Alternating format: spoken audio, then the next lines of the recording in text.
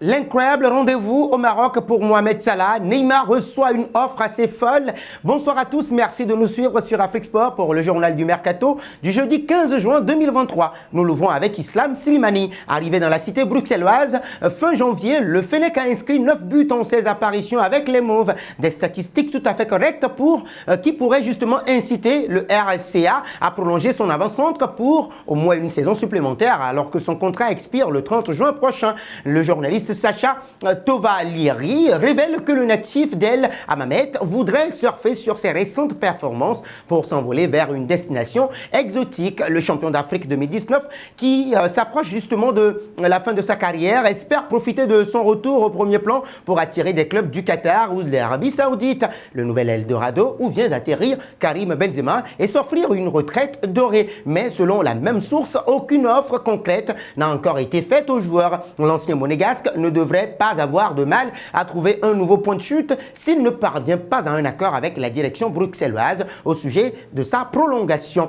Après ça, nous enchaînons avec Naby Sarr. Il vient de quitter justement Reading, relégué en Ligue 1, 3e division anglaise. Alors qu'il sera trentenaire dans un peu moins de 2 mois, le défenseur central, né à Marseille et d'origine sénégalaise, a décidé de s'offrir un nouveau challenge au Qatar dans le club d'Al Markia, où il vient de prolonger justement par un contrat de 2 saisons. Le joueur formé au Paris Saint-Germain et à l'Olympique Lyonnais a réalisé une saison quelconque dans le club du Berkshire. Avec 24 apparitions pour un but, il ne s'est pas véritablement imposé dans une équipe pourtant en difficulté. Il a donc décidé de prendre la poudre d'escampette et ne pas justement rester jusqu'au terme de son contrat qui courait jusqu'en 2026. De la grisaille anglaise, il poursuivra donc sa route sous le soleil qatari. Nous voici arrivés à l'instant quiz avec 3 indices pour connaître notre joueur mystère du jour. Premier indice, je suis un avant-centre de 26 ans. Deuxième indice, je joue en Premier League depuis 2021. Troisième indice enfin, j'ai déjà joué pour l'AC Ajaccio et le FC Lorient. Qui suis-je? Vos réponses seront attendues en commentaire. Nos félicitations à tous ceux qui ont répondu. Pathé Ismail 6 lors du dernier journal du Mercato. C'était le joueur à trouver puisqu'il est un milieu de terrain de 29 ans qui joue en Espagne. Il a déjà évolué sous les couleurs de Madeira au Portugal. Parlons de Carl Toko Ekambi. Selon Foot Africa, le capitaine des Lions indomptables, Vincent Aboubakar, pousse énormément pour le recrutement de son compatriote Carl Toko Ekambi au sein du club turc de Beşiktaş. Carl Toko Ekambi, actuellement sous contrat avec Lyon jusqu'en juin 2024, semble ne plus être désiré par son club actuel. De son côté, l'attaquant international camerounais ne souhaite pas non plus retourner à l'Olympique lyonnais après son prêt de 6 mois au Stade Rennais. Selon l'agence de gestion des carrières des sportifs Small Buys Management cité par Foot Africa, Vincent Aboubakar, attaquant camerounais justement évoluant à Beşiktaş, met une certaine pression pour le recrutement de son compatriote.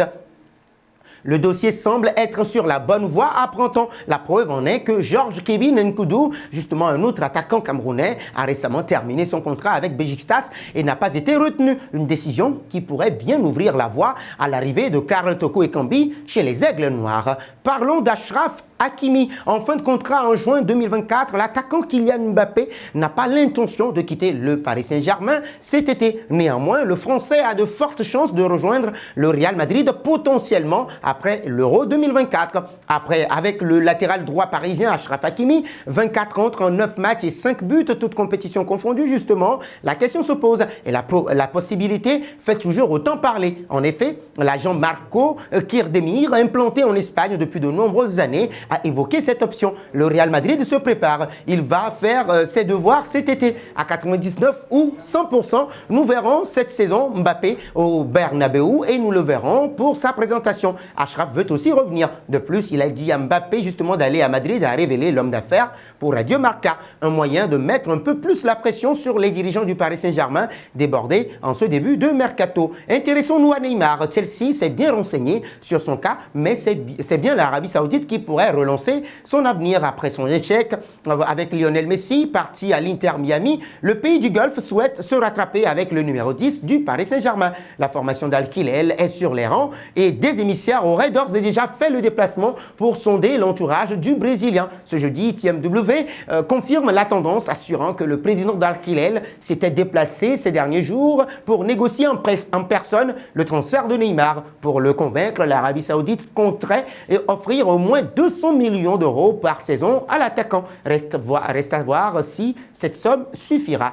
Terminons à présent justement avec Mohamed Salah. Nasser Al-Khelaifi a rencontré Mohamed Salah au Maroc pour tenter de le convaincre de rejoindre le Paris Saint-Germain. Le président du PSG, Nasser Al-Khelaifi, aurait rencontré justement l'attaquant de Liverpool.